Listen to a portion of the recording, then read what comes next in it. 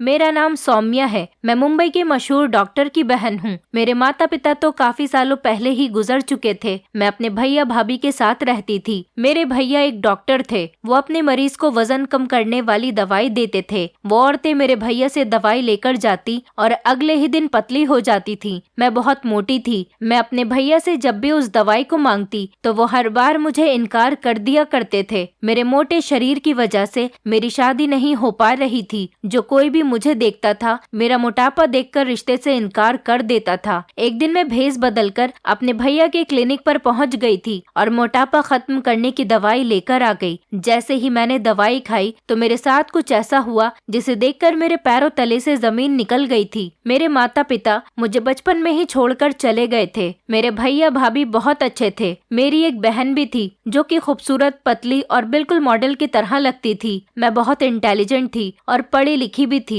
मेरे भैया ने मेरी ग्रेजुएशन कंप्लीट करवा दी थी। मैं बचपन से ही बहुत मोटी थी। मैं हर काम में इतनी ज्यादा परफेक्ट थी कि लोग मेरी काबिलियत देखकर मेरी तारीफ किया करते थे। लेकिन फिर भी कहीं न कहीं मेरे मोटापे की वजह निकल ही आती थी, जिस वजह से लोग मुझसे दूरी बना लिया करते थे। और तो और मेरा वजन सिर्फ 25 साल की उम्र में 85 किलो हो गया था। मेरे अंदर इतनी ज्यादा क्वालिटीज होते हुए भी लोगों को मेरी ये कमी नजर आ ही जाती थी। मुझे पतली लड़कियों को देखकर बड़ी जलन महसूस होती थी, जबकि मेरी खुद की छोटी बहन बहुत ज्यादा खूबसूरत और पतली सी थी। मैंने कंप्यूटर का कोर्स भी किया हुआ था। मेरी माँ के ना होते हुए भी मुझसे हर काम आता था, लेकिन बस मैं पतली होना चाहती थी। मैंने ठान लिया था कि मैं किसी भी तरह से पतला होकर रहूंगी। इसलिए मैं बहुत ज्यादा डाइटिंग भी करती थी और ज्यादातर परहेज का खाना ही खाया करती थी। यहाँ तक कि मैंने जिम भी कर लिया था। जब मैं जिम करती तो मेरे वजन को सिर्फ थोड़ा सा ही फर्क पड़ता था। न जाने मेरे ऊपर ये कैसा मोटापा था जो खत्म होने का नाम ही नहीं ले रहा था। मेरी इतनी मेहनत के बाद भी सब कुछ हर बार बेकार हो जाता था। जिम करना, भूखा रहना, परहेज का खाना खाना, यहाँ तक कि मैं 6-7 किलोमीटर दूर से भी ज्यादा दूर तक भागदौड़ करती थी, लेकिन फिर भी मेरा वजन सिर्फ 4 या 5 किलो ही कम होता था। इससे ज्यादा कोई फर्क नहीं पड़ता था और मेरा वजन भी वहीं का वहीं, और मैं देखने में मोटी और भद्दी लगती थी, जिस वजह से हर कोई मुझे मोटी मोटी कहकर चिढ़ाता था और मेरे रिश्ते भी नहीं लग पा रहे थे। कभी अगर मेरे परिवार में किसी चीज पर मेरी तारीफ की जाती तो साथ में ये भी कहा जाता कि बस लड़की थोड़ी पतली और होती तो शायद अच्छी लगती। और आजकल तो वैसे भी पतली और स्लिम लड़कियों का ही क्रेज चल रहा है, क्योंकि पतली लड़कियों पर कपड़े भी अच्छे लगते हैं और वो अपनी मर्जी के हिसाब से हर तरह के कपड़े पहन सकती हैं। लेकिन मैं तो लोगों को देखकर बस अपना दिल मारती रहती हूँ। मैं कभी अपनी ख्वाहिशें पूरी नहीं कर सकती। मैं भी दूसरी लड़कियों की तरह अच्छी दिखना चाहती हूँ, क्योंकि मेरा शरीर ही इस लायक नहीं है। लोग मेरे ऊपर बुरे बुरे कमेंट्स पास करते थे और मुझे लोगों की बातें बहुत बुरी लगती थी। मैं सिर्फ सब्र कर लेती थी और खामोश हो जाती थी, क्योंकि मेरे पास इसके अलावा और कोई दूसरा चारा नहीं था। आखिर मैं किस किस को जवाब देती। हर तरह से मैंने अपना वजन कम करने की कोशिश कर ली थी। अखबार में भी अगर वजन कम करने वाला ऐड आता तो मैं फौरन गौर किया करती थी, मगर कोई फर्क नहीं पड़ रहा था। मेरी दादी का कहना था कि मैं बचपन से ही हेल्दी हूँ, इसलिए मुझ पर कोई दवाई या कोई भी इलाज काम नहीं करेगा। खाने को तो मेरी दादी मुझे ताने मारा करती थी, क्योंकि दादी को ऐसा लगता था कि मैं बहुत ज्यादा खाती हूँ, लेकिन मैं सिर्फ नॉर्मल सा ही खाना खाती थी और अपना वजन कम करने की मेरे दिमाग पर धुन सवार थी और इसी वजह से मैं कम से कम खाना खाती थी। जबकि मेरे पेरेंट्स ऐसे बिल्कुल भी नहीं थे, बल्कि मेरे पूरे परिवार में मुझ जैसा मोटा कोई नहीं था। मेरे मम्मी पापा भी पतले ही थे। मेरे भैया तो मोटे हैं, लेकिन इतने ज्यादा मोटे नहीं हैं जितनी कि मैं हूँ।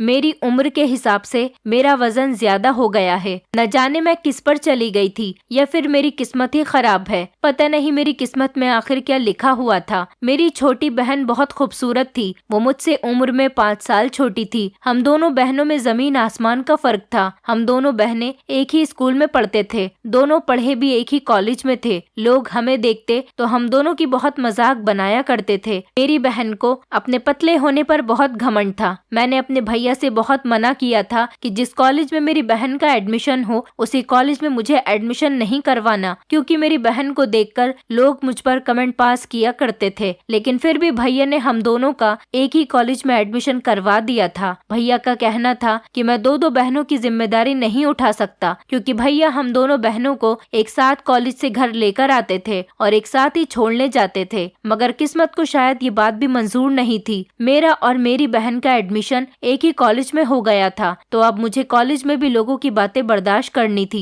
कॉलेज में भी सारे लोग यही कहते थे कि तुम्हारी बहन बहुत ज्यादा खूबसूरत है, लगता ही नहीं कि वो तुम्हारी बहन है। कॉलेज के सारे लड़के लड़कियां मेरी बहन के फैन थे। मेरी बहन पतली और खूबसूरत थी, इसमें कोई शक नहीं, मगर मेरी बहन जितनी पतली थी और खूबसूरत थी, लेकिन मेरी बहन में बहुत घमंड था। वो हमेशा मुझे मेरे मोटापे के ताने दिया करती थी और हमेशा मुझे समझाया करती थी कि तुम्हारे इतने मोटे होने की वजह से तुम्हारा कुछ नहीं हो सकता, क्योंकि तुम किसी भी एंगल से लड़की नहीं लगती, बल्कि कोई औरत लगती हो, मोटी और भद्दी सी। मुझे अपनी बहन की बातें बहुत बुरी लगती थी। मैं यही सोचती थी कि मेरी बहन हमेशा मेरे मोटापे का मजाक उड़ाती है, वो खुद खूबसूरत है, इसीलिए मेरे बारे में ऐसी बातें करती है। मुझे हमेशा उसका साथ बिल्कुल पसंद नहीं होता था। मैं घर में भी हमेशा अपनी बहन से दूर दूर ही रहती थी। मुझे अपनी बहन की हर बात बहुत बुरी लगती थी और वो मुझे नीचा दिखाने के लिए हमेशा मेरी मजाक उड़ाती रहती थी। मेरे अंदर एक आग सी जलती रहती थी, क्योंकि जो चीज आपके अंदर नहीं होती वो दूसरों के अंदर देखकर आपको बहुत जलन महसूस होती है। इसलिए मुझे हर पतली लड़की से नफरत थी और सबसे ज्यादा नफरत मुझे अपनी बहन से थी, जो अपने पतला होने पर बहुत घमंड किया करती थी। मैं कितनी ही पढ़ी लिखी और इंटेलिजेंट क्यों नहीं थी, लेकिन हमेशा लोग मेरे मोटापे की वजह से मेरे अंदर कमी निकालते रहते थे और मैं हमेशा अपने आप को तसल्ली देती रहती थी कि एक दिन सब कुछ ठीक हो जाएगा, एक दिन मैं भी पतली लड़कियों की तरह पतली बनकर दिखाऊंगी और अपने सारे शौक पूरे करूंगी, हर तरह का कपड़ा पहनूंगी। लेकिन लोग कभी ये नहीं सोचते कि अगर मेरे अंदर एक कमी है तो मेरे अंदर इतनी सारी क्वालिटीज भी तो है। मैं अपनी जिंदगी से बहुत ज्यादा तंग और परेशान हो गई थी और धीरे धीरे लोगों की बातें मुझे कड़वी लगने लगी थी। मैंने कभी भी अपनी बहन से प्यार से बात तक नहीं की थी। मैं हमेशा अपना गुस्सा उतार दिया करती थी। हमेशा ही मैं अपनी बहन के साथ गलत बिहेवियर रखती थी, क्योंकि उसका बिहेवियर भी मेरे साथ गलत ही रहता था। लेकिन मेरी बहन ने कभी मेरी बात का बुरा नहीं माना था। जितना मैं उससे चिढ़ती थी वो मुझे और चिढ़ाया करती थी। शायद यही तो बहनों का प्यार होता है। लेकिन अगर बहनों का प्यार ऐसा होता है तो फिर मेरी बहन मेरी कमजोरी का फायदा उठाकर मेरी दूसरों के सामने इंसल्ट तो नहीं करती। मेरी बहन तो हमेशा मुझे नीचा दिखाने में लगी रहती थी। धीरे धीरे इसी तरह से जिंदगी गुजर रही थी। लेकिन एक दिन मेरे लिए बहुत स्पेशल आया था। आज मेरी भाभी ने रिश्ता करने के लिए पंडित जी को घर पर बुलाया था और उनको मेरे लिए एक अच्छा सा रिश्ता देखने के लिए कहा था। मैंने भाभी को पहले ही बता दिया था कि मुझे किसी छोटे मोटे घर में शादी नहीं करनी, बल्कि मुझे एक अमीर परिवार में शादी करनी है। और यही बात मेरी भाभी ने पंडित जी को भी बता दी थी। मैं अपने बड़े भैया से छोटी थी और अब मेरी ही शादी का नंबर था। मेरा कोई रिश्ता नहीं लग रहा था। इसी वजह से मेरी भाभी ने लड़के वालों को 5 लाख रुपए दहेज में देने की रकम रख दी थी।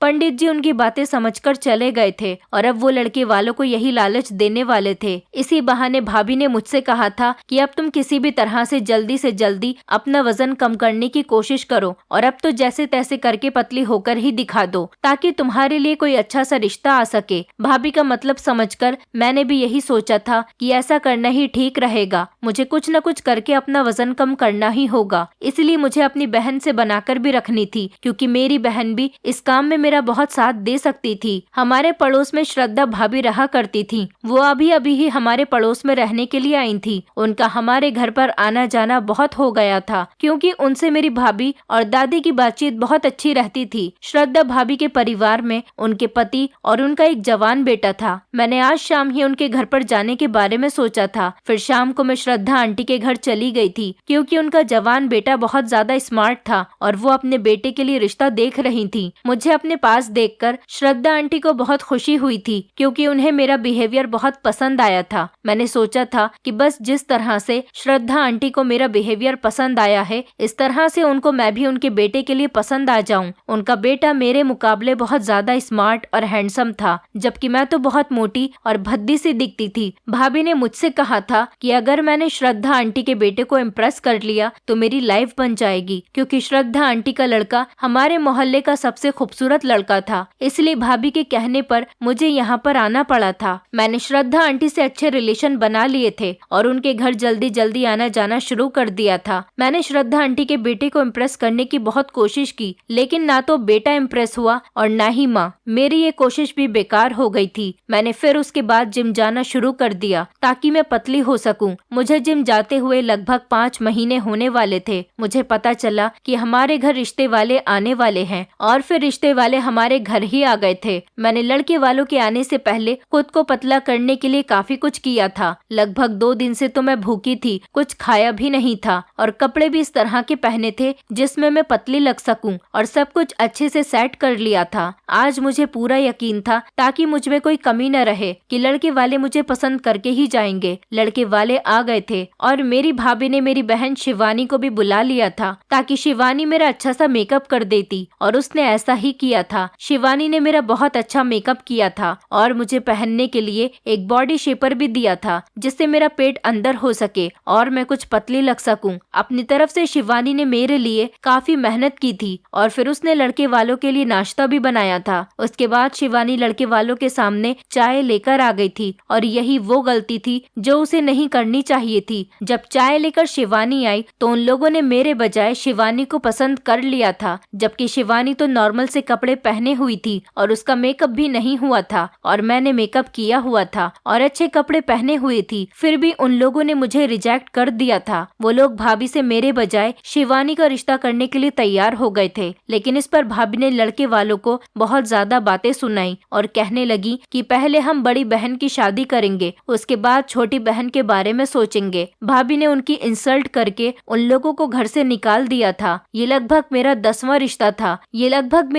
रिश्ता था जिन लोगों ने मेरे मोटापे की वजह से मुझे रिजेक्ट किया था। मुझे इस बार बहुत ज्यादा दुख हुआ था, क्योंकि लड़के वालों ने पैसों के लालच में आकर मुझे पसंद कर लिया था। लेकिन जब उन्होंने शिवानी को देखा तो वो लोग शिवानी को अपने घर की बहू बनाने के लिए तैयार हो गए थे। इस बार मेरा रिश्ता खत्म होने की वजह शिवानी थी। मुझे इस बार शिवानी से और भी ज्यादा नफरत हो गई थी, जबकि सब में शिवानी की कोई गलती नहीं थी। लेकिन मुझे तो ऐसा ही लग रहा था कि वो जरूर जानबूझकर मेरा रिश्ता खत्म करने के लिए ही वहाँ पर आई होगी। लेकिन मेरे दिमाग में एक ये बात भी थी कि शिवानी को भाभी ने वहाँ पर बुलाया था, वो खुद नहीं आई थी। अब जब ये बात हो गई तो भाभी ने शिवानी को बहुत डांटा था, लेकिन इसमें शिवानी की कोई गलती नहीं थी, जबकि भाभी ने ही तो शिवानी को बुलाया था। अब वही शिवानी को डांट भी रही थी। सारी बात मेरे भैया के सामने भी खुलकर आ गई थी। मैं अपने भैया की बहुत लाडली थी, क्योंकि मेरी छोटी बहन मेरे भैया का कहना नहीं मानती थी और मैंने हमेशा अपने भैया का कहना माना था। मेरे भैया ने मुझे मेरे माता पिता से बढ़कर प्यार दिया था। भैया ने मेरे हर नाज नखरे उठाए थे। आज तक भैया ने मेरी हर डिमांड मेरे मुंह से निकलने से पहले ही पूरी कर दी थी, जबकि मेरी भाभी भी इस बात पर कभी कभी नाराज हो जाती थी, क्योंकि मेरी भाभी के पास एक छोटी सी बेटी थी जो सिर्फ अभी 3 साल की ही थी। भैया उसकी डिमांड भी पूरी नहीं करते थे,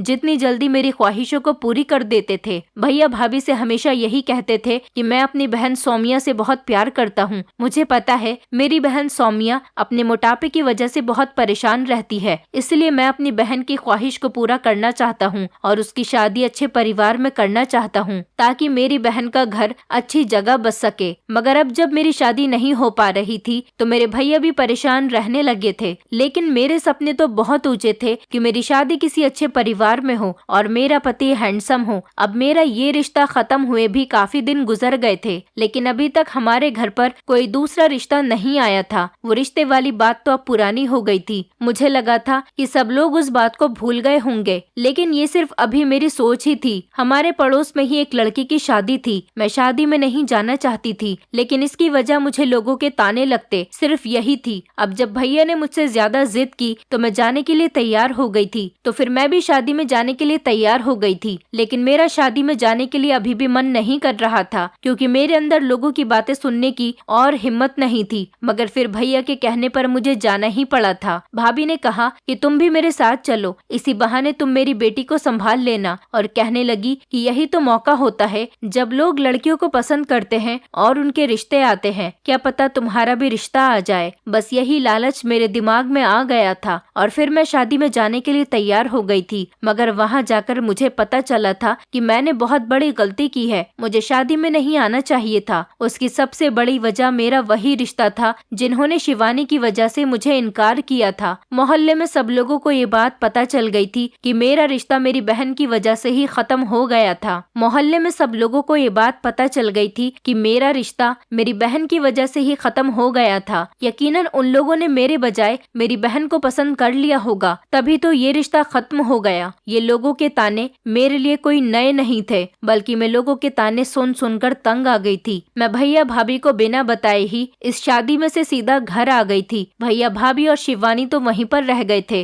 मैं गुस्से में घर आ गई और घर आकर रोने लगी थी। मुझे शिवानी पर शक हो रहा था कि जरूर उसी ने मोहल्ले में ये बात बताई होगी, वरना तो इस बारे में किसको पता चलेगा। मेरी इंसल्ट जरूर मेरी बहन ने ही करवाई होगी और ऐसा ही हुआ था। मेरी बहन न जाने मेरी इंसल्ट क्यों करवाती थी, लेकिन मेरी इंसल्ट तो हर जगह ही होती थी। मेरे दिमाग में यही बात बैठ गई थी कि जैसे मेरी अपनी बहन ही मेरी दुश्मन है, क्योंकि उसने मेरे साथ दुश्मनी वाला ही हादसा किया था। और लगता भी क्यों नहीं, मेरी बहन हर जगह मेरी इंसल्ट करवा देती थी और मेरी नफरत उस दिन से मेरी बहन के साथ और ज्यादा बढ़ गई थी। और अब तो बहुत ही ज्यादा हद हो गई थी। जो रिश्ता मेरे नाम से आते वो लोग मेरी बहन को देखे बिना ही पक्का करके चले जाते थे। और ये बात मैंने खुद लड़के वालों के मुंह से ही सुनी थी कि उनको पहले से ही मेरी बहन शिवानी के बारे में पता चल गया था कि वो खूबसूरत है और मैं बहुत ज्यादा मोटी हूँ। पहले कॉलेज, फिर मेरे सारे दोस्त, रिश्तेदार और अब लड़के वाले भी उसे ही पसंद करके जाने लगे थे। मुझे अपनी बहन से बहुत नफरत होने लगी थी। मेरी बहन हर बार मुझे नीचा दिखाने की कोशिश करती थी और इस बार भी वो मुझे काफी शर्मिंदा कर चुकी थी। मुझे हमेशा अपनी बहन की नीयत पर शक रहता था। मैं अपनी बहन को अपना बहुत बड़ा दुश्मन समझती थी। ऐसा चलता रहता था और हम दोनों बहनें एक दूसरे से लड़ते झगड़ते रहते थे। मैंने अपना गुस्सा अपनी एक फ्रेंड पर निकाल दिया था। मैं अपनी फ्रेंड को जब अपनी परेशानी बताती तो वो भी यही कहती कि तुम्हारी बहन बहुत खूबसूरत है और पतली है। श्रद्धा आंटी ने भी अपने बेटे के लिए हमारे घर शिवानी का रिश्ता भेज दिया था। अब मुझे और भी ज्यादा चिढ़ होने लगी थी अपनी बहन से। ये फ्रेंड तो मेरी थी, लेकिन तारीफें मेरी बहन शिवानी की कर रही थी। क्यों उसे मेरा ख्याल नहीं था कि मुझे पतले लोगों की तारीफ सुनकर बहुत बुरा लगता था? क्या मेरी फ्रेंड भी मेरी मजाक बनाना चाहती थी? सबको यही लगता था कि मैं बहुत मोटी हूँ। अगर ऐसा था भी तो इसमें मेरी क्या गलती थी, क्योंकि मैं खुद भी मोटी नहीं बनना चाहती थी। अब जब मैं मोटी बन गई थी तो मुझे न जाने किस चीज की सजा मिल रही थी। मैं गुस्से में ही अपनी फ्रेंड के घर से निकल आई थी और घर जाकर अपने भैया और भाभी को ये सारी बातें बता दी थी कि मेरी बहन की वजह से हर जगह मेरी बहुत इंसल्ट होती है। अगर ये पतली है तो इसमें मेरी क्या गलती है, और अगर मैं मोटी हूँ तो फिर इसमें भी मेरी क्या गलती है? लोग मुझे क्यों रिजेक्ट कर देते हैं? भैया मेरी सारी बातें सुनकर खामोश हो गए थे। मैंने भैया से कहा, भैया आप मेरे लिए कुछ भी करो, मैं पतली होना चाहती हूँ। अगर मैं पतली नहीं हो सकती तो मैं चाहती हूँ कि सारी लड़कियाँ मेरी तरह मोटी हो जाएं। अगर सारी लड़कियाँ मोटी हो गईं तो इस तरह मुझे कोई भी कुछ नहीं कहेगा। मेरी बातें सुनकर मेरे भैया भाभी खूब हंसने लगे थे, जबकि वो दोनों कहने लगे, तुम कैसे पागलों वाली बातें करती हो? जैसा तुम सोच रही हो ऐसा कुछ भी नहीं हो सकता। ना तो तुम पतली हो सकती हो और ना ही सारी लड़कियां मोटी हो सकती हैं। वो मेरा मुंह ठीक करने की कोशिश कर रहे थे और मेरे साथ खूब हंसी मजाक करने लगे। उन दोनों पति पत्नी ने मेरा गुस्सा ठीक कर दिया था और ऐसा सिर्फ मेरे भैया भाभी ही कर सकते थे, क्योंकि दुनिया में मेरे भैया भाभी ही एक ऐसे थे जिन्होंने मेरी हर परेशानी को समझा था और उन दोनों ने हमेशा मुझे खुश रखने की कोशिश की थी। मेरे भैया भाभी दुनिया के सबसे अच्छे भैया भाभी थे, जिन्होंने मुझे माता पिता का प्यार दिया था और कभी माता पिता की कमी नहीं होने दी थी। हम दोनों बहनों को बहुत लाड प्यार से पाला था। मैं भी अपने भैया भाभी के साथ हमेशा उनके जैसा ही बिहेवियर किया करती थी। शिवानी तो भैया भाभी का ज्यादा कहना तो नहीं मानती थी, लेकिन मैंने हमेशा उनकी आज्ञा का पालन किया था। लोगों की बातें और सारी बातों से तंग आकर मैंने भैया भाभी से कह दिया था कि अब वो आगे मेरी शादी का ख्याल अपने दिल से निकाल दे, क्योंकि इस तरह से तो मेरी शादी कभी नहीं होने वाली। क्योंकि ना तो मैं कभी पतली हो सकूंगी और इस मोटापे की वजह से कभी मेरी शादी नहीं हो पाएगी। इस बात पर पहले तो भैया ने मुझ पर बहुत डांट लगाई थी, लेकिन भाभी ने जब भैया को समझाया तो वो खामोश हो गए थे। मगर मैं भी उनसे ऐसी बातें करके बहुत अपसेट हो गई थी। मैं बहुत परेशान रहने लगी थी, मगर मेरी परेशानी का उन लोगों के पास कोई हल नहीं था, क्योंकि आखिरकार मैं भी एक इंसान थी और मैं अपने भैया की सबसे लाडली थी। मेरे भैया भी चाहते थे कि वो किसी तरह से मेरी परेशानी खत्म कर दे, लेकिन मेरा मोटापा खत्म करना किसी के बस की बात नहीं थी। लेकिन अब मैंने लोगों के सामने आना भी बंद कर दिया था, क्योंकि मैं अब किसी को अपने मोटापे को लेकर जवाब नहीं देना चाहती थी। इस तरह लोगों के बिहेवियर मुझे दुख पहुंचाते थे। इससे अच्छा तो मैं यही सोचती थी कि मेरे लिए कोई रिश्ता ना आए, क्योंकि अगर मेरे भाग्य में मेरी शादी होना लिखा होता तो वो जाने कब की हो गई होती। अब मैंने अपनी जिंदगी का फैसला अपनी किस्मत पर छोड़ दिया था, वरना अपने मोटापे को लेकर कभी मैंने हार नहीं मानी थी। मैं इसी कोशिश में लगी रहती थी कि मैं पतली हो जाऊं, क्योंकि मुझे लगता था कि मैं एक न एक दिन पतली जरूर हो जाऊंगी और अपनी लाइफ के शेड्यूल को बिजी रखने लगी थी। मैं घर के कामों पर बहुत ज्यादा ध्यान दिया करती थी और मैंने अपनी बहन से बोलना बिल्कुल बंद कर दिया था क्योंकि मुझे उससे नफरत होने लगी थी। और अब भैया भाभी ने भी मेरे लिए रिश्ते देखना बंद कर दिया था। मेरे भैया एक डॉक्टर थे, उनका क्लिनिक हमारी गली के नुक्कड़ पर ही बना हुआ था। मेरे भैया की दवाई से लोगों को काफी फर्क पहुंचता था। अपने मोहल्ले से अलग भी मेरे भैया के पास दूसरे मोहल्ले के भी काफी सारे लोग दवाई लेने के लिए आते थे। लोग दूर दूर से अपना इलाज करवाने के लिए आते थे। मेरे भैया हमारे मोहल्ले के फेमस डॉक्टर थे। लोग मेरे भैया की बहुत तारीफ भी किया करते थे और आज तक हम किसी दूसरे डॉक्टर के पास नहीं गए थे। घर में अगर हम में से किसी की भी तबीयत खराब हो जाती तो हम भैया से ही दवाई लिया करते थे और उनका इलाज करने के बाद हम ठीक भी हो जाते थे। हमारे सब गली वाले भी उनसे ही दवाई लिया करते थे। भैया कुछ दिनों से अपने किसी इम्पोर्टेंट काम में बिजी थे। मुझे नहीं पता था कि भैया किस काम में बिजी रहते थे। इसी बारे में सोचकर मैंने भैया के इस काम पर ज्यादा ध्यान नहीं दिया था, मगर शायद भैया कोई नई दवाई तैयार कर रहे थे जिसके लिए उन्होंने शहर के बहुत बड़े डॉक्टर से कांटेक्ट किया था। मगर मुझे हमारे मोहल्ले के लोगों से ही ये बात पता चली कि मेरे भैया के पास कुछ ऐसी दवाई है जिसे खाने के बाद इंसान का वजन कम हो जाता है और मोटा इंसान पतला लगने लगता है। इसका मतलब ये था कि भैया जिस काम में इतने दिनों से बिजी थे वो यही काम था कि अगर सच में भैया के पास पतला होने वाली दवाई थी तो फिर उन्होंने मुझे वो क्यों नहीं दी थी। मुझे तो इस दवाई की सबसे ज्यादा जरूरत थी और ये बात मेरे भैया अच्छी तरह से जानते थे। ये दवाई आने के बाद भैया को सबसे पहले मुझे ही देनी चाहिए थी, मगर भैया ने तो मुझे इस बारे में कुछ बताया ही नहीं था। उन्होंने न जाने ऐसा क्यों किया था कि मुझे उस दवाई के बारे में बिल्कुल कोई खबर भी नहीं होने दी थी। भैया के पास से जो भी मोटी लड़की पतला होने की दवाई लेकर जाती वो एक ही महीने के अंदर अंदर पतली हो जाती थी। मतलब कि भैया की बनाई हुई दवाई सच में काम किया करती थी। लेकिन बस मेरे दिमाग में तो एक ही सवाल उठ रहा था कि आखिरकार भैया ने मुझे वो दवाई क्यों नहीं दी थी। मुझे अपने भैया के घर आने का इंतजार था कि जब वो अपना क्लिनिक बंद करके घर आए तो मैं उनसे इस बारे में बात करूं और इसी वजह से मुझे लगभग रात के 3 बज गए थे। लेकिन भैया अभी तक अपना क्लिनिक बंद करके घर के अंदर नहीं आए थे। फिलहाल लगभग 3:30 बजे तक भैया घर के अंदर आ गए थे। भाभी ने कहा था कि उनके आते ही तुम कोई बात मत करना, आराम से इस बारे में सुबह को ही बात करना क्योंकि अब वो खाना खाने के बाद सो जाएंगे। और मैंने ऐसा ही किया था। मैं अपने कमरे में सोने के लिए चली गई थी और सुबह होने का इंतजार कर रही थी। जब सुबह हुई तो दिन निकलते ही मैंने सबसे पहले इस बारे में भैया से बात की और उनसे खुद ही अपने लिए वो दवाई भी मांग ली थी। मगर भैया ने मुझे वो दवाई देने से इनकार कर दिया था। मुझे अपने भैया से इनकार की उम्मीद बिल्कुल भी नहीं थी। क्या भैया को मेरा जरा सा भी एहसास नहीं था कि मैं अपने मोटापे की वजह से कितनी ज्यादा परेशान हो चुकी हूँ और इसी मोटापे की वजह से मेरा रिश्ता भी नहीं होता। लोग आते थे और मुझे रिजेक्ट करके चले जाते थे और लोगों के बीच मेरी जो इंसल्ट होती थी वो अलग थी। सब कुछ मेरे भैया के सामने ही होता था, मगर फिर भी वो मुझे दवाई देने से मना कर रहे थे, जबकि भैया ने तो आज तक मेरी हर डिमांड पूरी की थी। मेरे बहुत कहने पर भी भैया मेरी बात को नहीं मान रहे थे और भैया ने मुझे वो दवाई देने से साफ इनकार कर दिया था। मुझे भैया के इनकार करने की वजह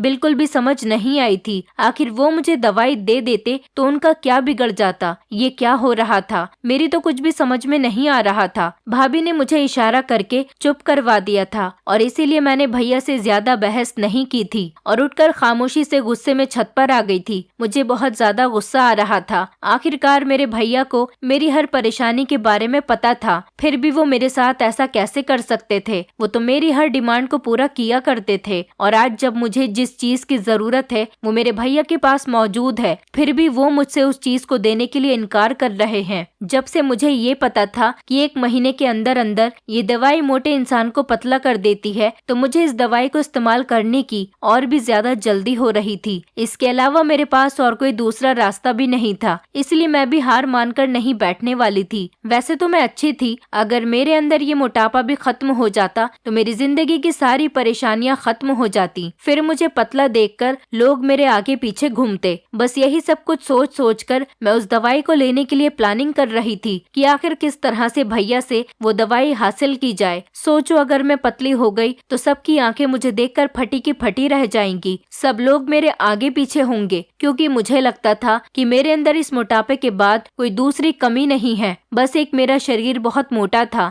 बाकी तो मैं गोरी थी और मेरा फेस कट भी बहुत बहुत प्यारा था, लेकिन ये मेरी सबसे बड़ी गलतफहमी साबित हुई थी, क्योंकि हर इंसान 100% परफेक्ट नहीं होता, क्योंकि हर इंसान में कोई ना कोई कमी और बुराई जरूर पाई जाती है, मगर कभी कभी हम इंसान इस बात को इग्नोर कर जाते हैं। मैंने सोचने के बाद एक बहुत ही बढ़िया सा प्लान बनाया था। अपने इस प्लान को इस्तेमाल करके मैं उस दवाई को हासिल कर सकती थी। मैं भाभी से परमिशन लेकर अपने कॉलेज का कहकर निकल गई थी और उसके बाद मैं अपनी एक फ्रेंड के घर पहुंच गई। वहां जाकर मैंने अपना भेष बदल लिया। मैंने अपनी फ्रेंड की मम्मी की साड़ी पहन ली और चेहरे पर लंबा सा घूंघट कर लिया। मुझे कैसे भी करके वो दवाई हासिल करनी थी, इसलिए तो मैंने ये प्लान बनाया था। अपना भेष बदलने के बाद मैं खुद भैया के पास दवाई लेने के लिए चली गई थी, उनके क्लिनिक पर। और जब मैं भैया के क्लिनिक पर गई तो वो मुझे पहचान नहीं सके थे। भैया को पता ही नहीं चला और मैंने वो दवाई उनसे खरीद ली थी। दवाई मेरे पास आने के बाद मेरी खुशी का ठिकाना नहीं रहा था। मुझे तो ऐसा लग रहा था जैसे मैं हवाओं में उड़ रही हूँ। मुझे लग रहा था कि बस अगले ही दिन मैं पतली हो जाऊंगी। वो दवाई लेकर मैं घर आ गई थी और उस दवाई को मैंने अपने पर्स में छुपाकर रख दिया था ताकि ये दवाई किसी के हाथ न लग सके। भैया ने दवाई देते टाइम उसको खाने का तरीका भी बताया था कि ये दवाई किस तरह से खानी है। भैया के मुताबिक तो ये दवाई मुझे दिन में 2 बार खानी थी और ये दवाई 15 दिन की दवाई थी। 15 दिन दवाई खाने के बाद मुझे 15 दिन और अपने वजन कम होने का इंतजार करना था। ये लगभग 30 दिन का कोर्स था। मैंने इसी तरह किया। 15 दिन तक मैं दोपहर का खाना और रात का खाना और खाने के बाद चोरी चुपके दवाई खा लिया करती थी।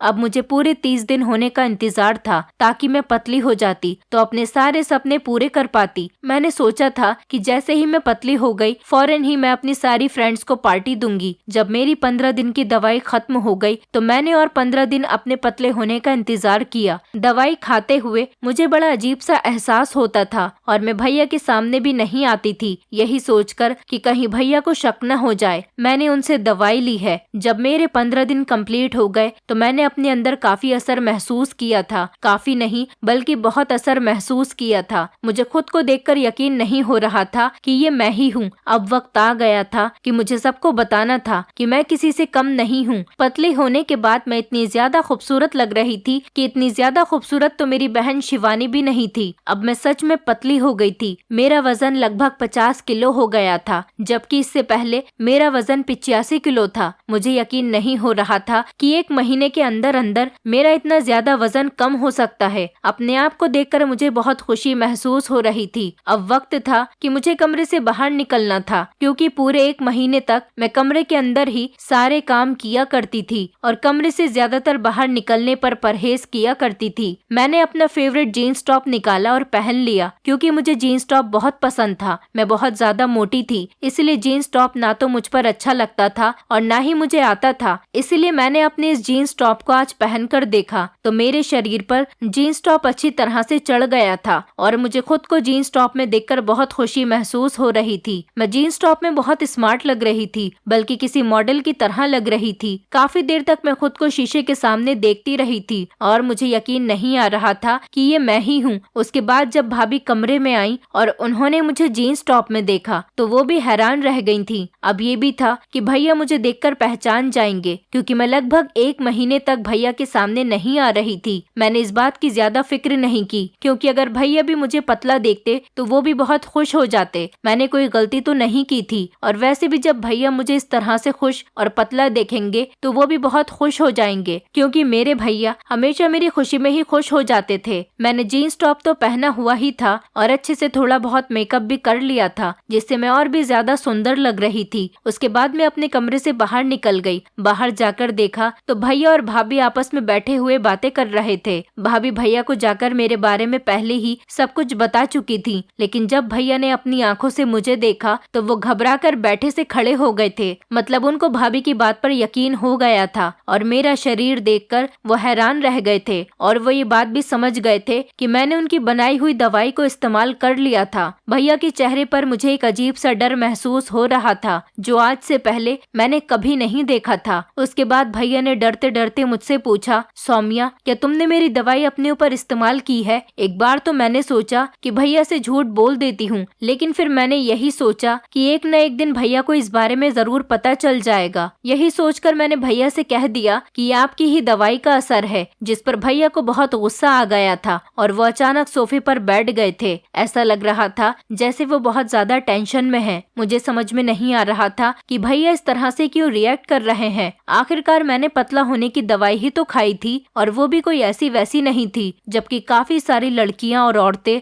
मेरे भैया से खरीद कर ले जाती थी। वो लोग भी तो पतली हो जाया करती थी, इसलिए इसमें इतनी टेंशन वाली बात तो नहीं थी जितनी कि भैया ले रहे थे। भाभी भी यही सब सोच रही थी। फिर उसके बाद उन्होंने भैया से हिम्मत करके पूछ ही लिया कि आप सौम्या को देखकर इतनी टेंशन में क्यों आ गए हो, आखिर क्या हुआ है। मगर भैया ने भाभी की बात को इग्नोर कर दिया और मेरी तरफ देखकर कहने लगे कि आखिर तुम्हें वो दवाई कहाँ से मिल गई। अब तो भैया से कोई भी बात छुपाने का कोई फायदा नहीं था, इसलिए मैंने भैया को सब कुछ सच सच बता दिया था कि कैसे भेस बदलकर मैं भैया की दुकान पर चली गई थी और पतला होने की दवाई लेकर आ गई थी। मेरी बात सुनकर भैया की आंखों में आंसू आ गए थे और वो कहने लगे, सौम्या तुमने ये क्या कर दिया। उनको आज से ज्यादा परेशान तो मैंने कभी नहीं देखा था। मैं भी घबरा गई थी कि भैया इसीलिए परेशान है कि मुझसे जरूर कोई ना कोई गलती हो गई। भैया की हालत देखकर तो मुझे ऐसा ही लग रहा था। जब भाभी ने भैया से रिलैक्स होने को कहा और उनसे उनकी परेशानी की वजह पूछी तो भैया ने बताया कि जो दवाई मैंने मोटापा खत्म करने के लिए बनाई थी वो दवाई सौम्या के लिए नहीं थी।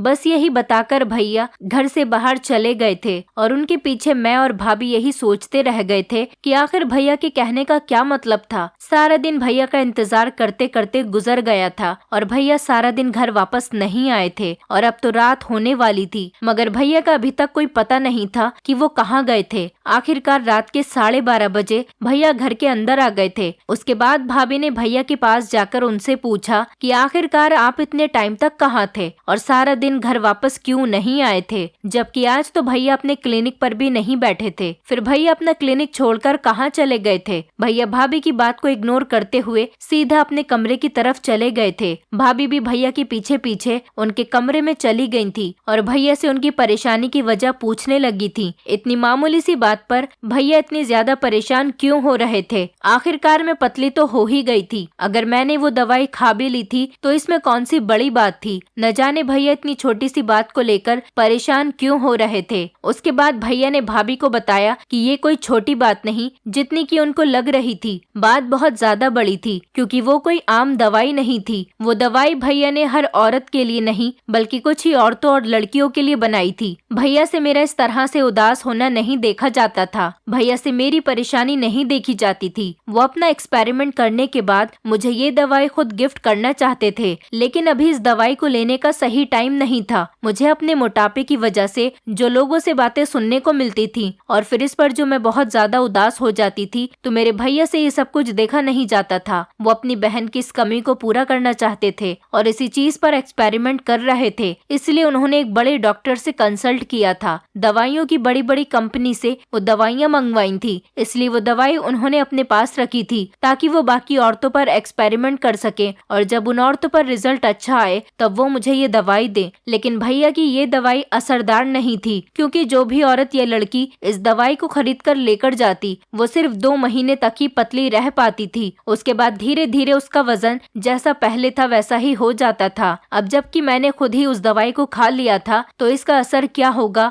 भैया नहीं जानते थे। इस सिलसिले में भैया अपने उसी सीनियर डॉक्टर के पास गए थे, मगर वहाँ पर डॉक्टर मौजूद ही नहीं थे। पता चला कि भैया के सीनियर डॉक्टर कुछ महीनों के लिए अमेरिका गए हुए हैं, इसलिए भैया बहुत परेशान हो गए थे और अगर भैया अपने सीनियर डॉक्टर से नहीं मिले तो फिर न जाने क्या होगा। भैया से एक बहुत बड़ी गलती हो गई थी जिसका भैया को भी अच्छे से अंदाजा था कि उनको अपनी बहन की खातिर अपना ये एक्सपेरिमेंट दूसरों पर नहीं आजमाना चाहिए था। जब हम किसी के लिए गड्ढा खोदते हैं तो एक न एक दिन हमें उसी गड्ढे में गिरना होता है और ऐसा ही कुछ मेरे साथ भी हुआ था। मगर अब आगे क्या होने वाला था इसके बारे में किसी को कुछ भी नहीं पता था। 2-3 दिन इसी तरह से गुजर गए थे। भैया अपने सीनियर डॉक्टर को फोन लगाने की भी कोशिश कर रहे थे, लेकिन उनका फोन भी स्विच ऑफ जा रहा था। उनसे किसी तरह का कोई कांटेक्ट नहीं हो पा रहा था। भैया लगातार सीनियर डॉक्टर से कॉल पर बात करने की कोशिश कर रहे थे ताकि वो इस प्रॉब्लम का कोई हल निकाल सके। भैया को फोन लगाते हुए काफी टाइम हो गया था। भैया के चेहरे पर अभी भी वो परेशानी मौजूद थी। भाभी ने भी भैया से पूछा था तो भैया ने उन्हें बताया कि मेरे पास एक सॉल्यूशन है और वो ये है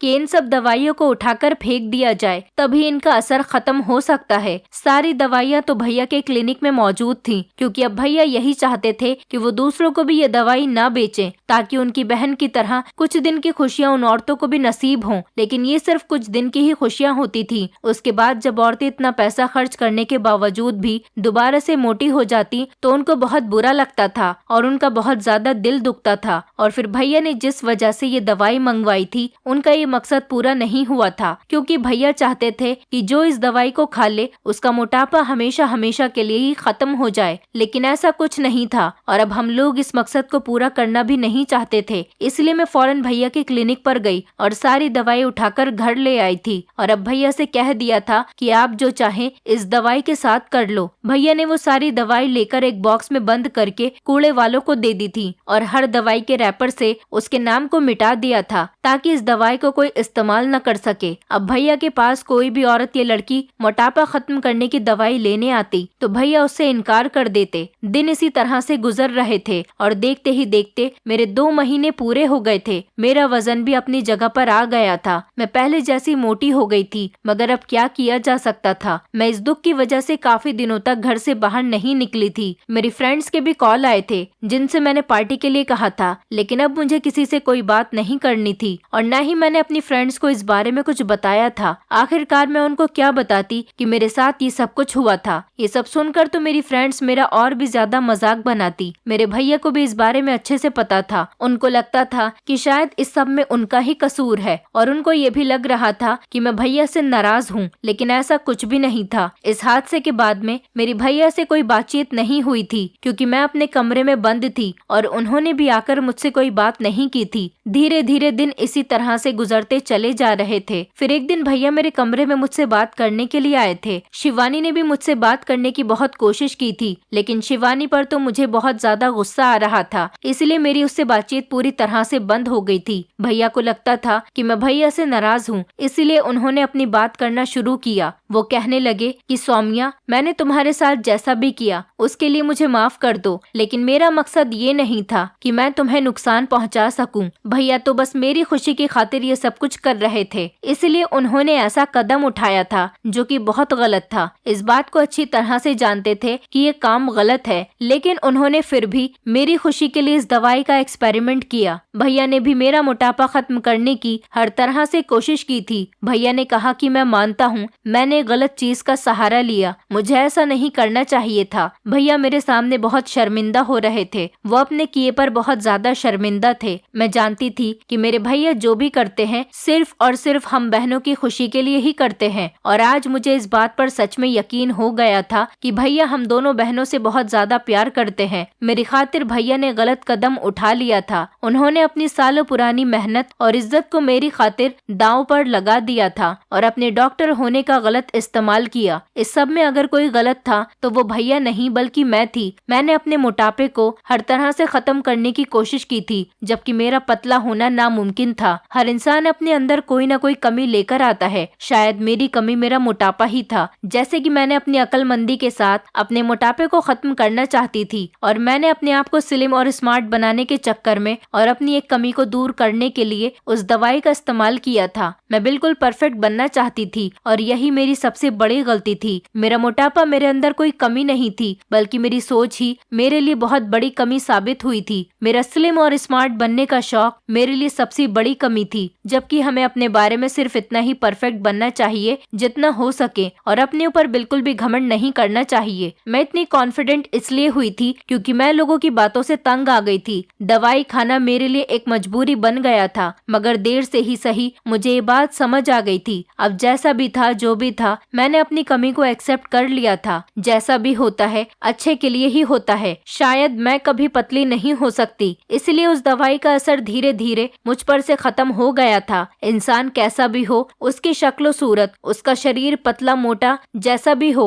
लेकिन उसका दिल अच्छा होना चाहिए। और आज मुझे ये बात अच्छे तरीके से समझ में आ गई थी, क्योंकि अब तक मैं बहुत ही गलत काम के पीछे पड़ी हुई थी जिसका ठीक होना बिल्कुल नामुमकिन था। मैं कभी पतली नहीं हो सकती थी। मेरे लिए मेरा मोटापा ही बेस्ट है। आखिर भगवान ने मुझे किसी वजह से ही तो मोटा बनाया होगा, तो फिर मुझे पतला होने की क्या जरूरत थी। मैंने अपने आप को अच्छी तरह से संभाल लिया था। भैया को मुझसे इसी बात की उम्मीद थी, इसलिए अब वो भी खुश रहने लगे थे और उन्होंने प्यार से मुझे आशीर्वाद दिया था। और प्यार से वो मुझसे कहने लगे कि आज तक जो बात मैं अपनी बहन को नहीं समझा सका, वो आज मैंने उनको सिखा दी थी। वो मेरी इस बात पर बहुत खुश हुए थे। मुझसे शिवानी ने भी माफी मांग ली थी। उसने आज तक जो कुछ भी किया था उस सब के लिए मैंने लोगों का सामना करना दोबारा से शुरू कर दिया था और अब मुझे लोगों के तानों से बुरा भी नहीं लगता था और अब शिवानी से भी मेरा कभी कोई झगड़ा नहीं होता था। हम दोनों बहनें अब एक साथ खुशी खुशी रहते हैं। अब शिवानी को मुझसे कोई शिकायत नहीं थी और न ही मुझे शिवानी से कोई शिकायत थी। वो भी मेरे बदलाव पर बहुत खुश हो गई थी। पहले जब मेरी बहन हर जगह मेरी इंसल्ट करवाने पर तुली रहती थी, लेकिन अब मेरी बहन में काफी फर्क मुझे नजर आने लगा था, मगर मैं ही उसके पतले और स्मार्ट होने की वजह से उससे जलती रहती थी। फिलहाल जो कुछ भी हुआ था अब काफी बेहतर हो गया था और सबसे बढ़कर जो भैया भाभी मुझसे इतने ज्यादा प्यार करते थे और जहाँ तक बात मेरी शादी की थी, अब भगवान ने मेरे भाग्य में जिस लड़के को भी मेरे लिए लिखा था वो मुझे इस जिंदगी में जरूर मिलेगा। अभी तक तो फिलहाल मेरी शादी नहीं हुई है, लेकिन मुझे उम्मीद है जब भी मेरी शादी होगी अच्छे परिवार में ही होगी। अपना पुराना सब कुछ भूलकर अपनी नई जिंदगी की शुरुआत खुशी खुशी कर रही हूँ। दोस्तों उम्मीद करती हूँ आपको हमारी कहानी पसंद आई होगी। कहानी पसंद आई है तो वीडियो को लाइक करें, चैनल पर नए हैं तो चैनल को सब्सक्राइब करें और हाँ, नोटिफिकेशन बेल को जरूर दबाएं ताकि अगली अपडेट सबसे पहले आपको मिले।